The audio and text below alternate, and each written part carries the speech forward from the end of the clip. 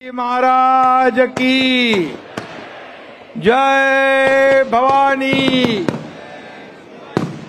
हर हर हर हर जय श्री राम, जय जय श्री राम। काळाराम मंदिरात जायचंय म्हणून अगोदर घोषणा दिलेली आहे।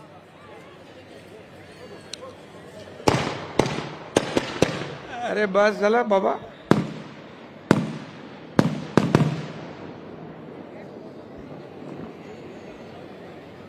जमलेल्या माझ्या तमाम लाडक्या बहिणींनो आणि लाडक्या भावांनो,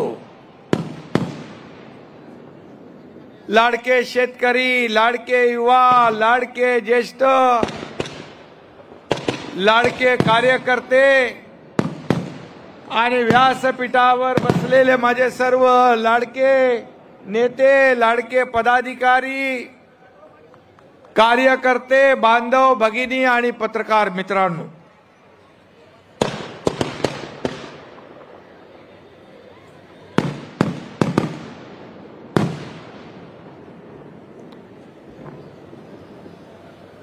झालं काय?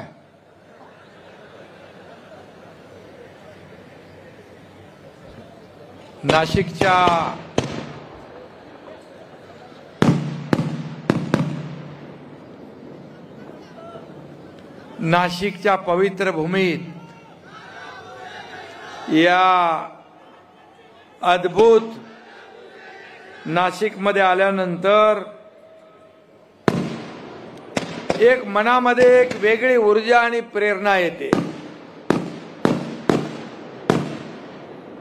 इथं 12 ज्योतिर्लिंगापैकी त्र्यंबकेश्वर आहे, 3.5 शक्तिपीठापैकी सप्तशृंगी माता आहे आणि काळाराम मंदिरात राम आणि सीतामाई आहे। आणि म्हणून अशा या पवित्र भूमीमध्ये तुम्ही राहताय, तुम्ही भाग्यवान आहात। आणि मी देखील आज इथं आलोय, मी देखील भाग्यवान आहे। शिवसेनेला आणि महायुतीला या नाशिककरांनी या झालेल्या विधानसभेच्या निवडणुकीमध्ये एक अद्भुत यश मिळवून दिलं।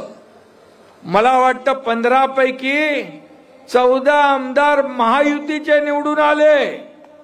हा इतिहास झाला, हा रेकॉर्ड झाला। ह्या इतिहासामध्ये नोंद होईल असं नाशिककरांनी काम केलं।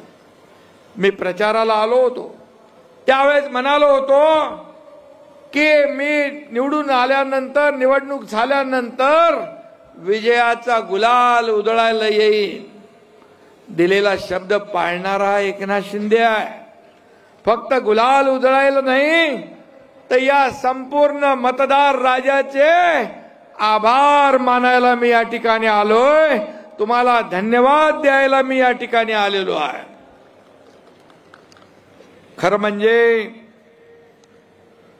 तुम्ही अभूतपूर्व मॅन्डेट दिलंय। नाशिक हे भक्तीचं गाव मानलं जातं, भक्तांचं ठिकाण मानलं जातं।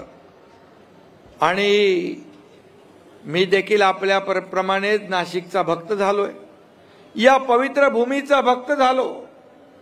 आज ही जाहीर सभा होतीये, परंतु हे नाशिक हे उत्तर महाराष्ट्राचं मुख्य स्थान आहे आणि म्हणून मला अभिमान आहे आपला।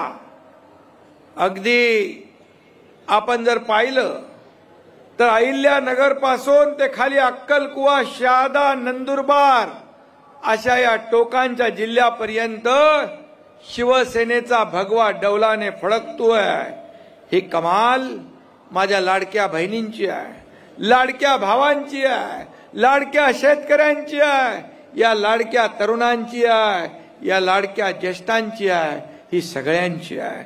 शिवसेनेवर तुम्ही विश्वास टाकला हे मी स्वतःच भाग्य समजतो। आणि म्हणून नाशिककरांचे आभार मी कसे मानू, कुठल्या शब्दात मानू हे मला सुचत नाही। आज असा जनसागर जो आहे, हा भगवा जनसागर उसळलाय. अगदी शेवटला नजर पोचत नाही तिथपर्यंत ही सगळी भगवी लाट निर्माण झाली आहे. आणि म्हणून मी माझ्या जीवात जीव असेपर्यंत तुमच्या विश्वासाला कदापि तडा जाऊ देणार नाही हे मी सांगायला इथं आलोय. इथं मगाशी गुलाबरावांनी भगूरचं नाव घेतलं. अरे आप्पानी पहिली नगरपालिका भगूरची आणली. तिथं मध्ये जे मी गेलो होतो, आप्पा पहिले चुकीच्या जागी होते. आप्पाला माहित आहे खरा बाळासाहेबांचा, दिघे साहेबांचा चेला कोण, तर एकनाथ शिंदे. कसा आप्पा राहणार तिकडे. आप्पा आले आणि भगूरला आपण पाणी पुरवठा योजना पण मंजूर केली आप्पाच्या मागणीवर. आज मी हेही सांगतो, इथं 1 लाखांच्या लीडने जिंकणारे दादा भुसे पण इथं आहेत. नावामध्येच नाही तर ते कामातही दादा आहेत. आणि आज मी, अरे तुम्ही ऐकलं तर मी बोलेन ना रे, आज मी त्यांची एक करामत बघितली. जिल्हा परिषद शाळा हिवाळा गाव, त्या गावा म्हणजे हिवाळा म्हणजे गावाचं नाव आहे.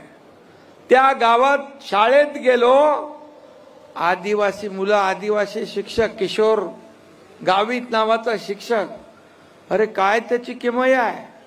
अरे तिथली मुलं अगदी दुर्गम भागात, अगदी रिमोट एरियात त्या ठिकाणी ती शाळा पाहिली. मुलं दोन्ही हाताने लिहितात. एका हाताने मराठी लिहितात, दुसऱ्या हाताने इंग्लिश लिहितात. एकाच वेळेला. आणि पाडे आपण कितीपर्यंत म्हणतो, एकापासून 25-30 पर्यंत. ती मुलं 1330 पर्यंत पाडे म्हणतात. 1330 काय असतं 1330. आणि कलम सांगूती कलम वाचून दाखवतात, धडाधड त्याचा अर्थ सांगतात. अशी चमत्कार आणि एक अद्भुत असं त्या ठिकाणी विश्वास बसणार नाही अशा प्रकारची शाळा तुमच्या दादा भुसेंनी केली आहे. त्यांचं मी मनापासून अभिनंदन करतो. आणि दुसरा आमचा आमदार इकडे आहे, सुहास अण्णा कांदे. सुहास अण्णा बोले तो जायंट किलर आहे. विरोधकांचा सुपडा साफ करणारा. कुठे आहे तो? सुहास कांदे करतात भल्या भल्यांचे वांदे. आणि सुहास अण्णांनी या निवडणुकीत देखील भल्या भल्यांचे वांदे करून दाखवले. मला वाटतं 2 आमदार आहे ना आपल्याकडे, सुहास अण्णा आणि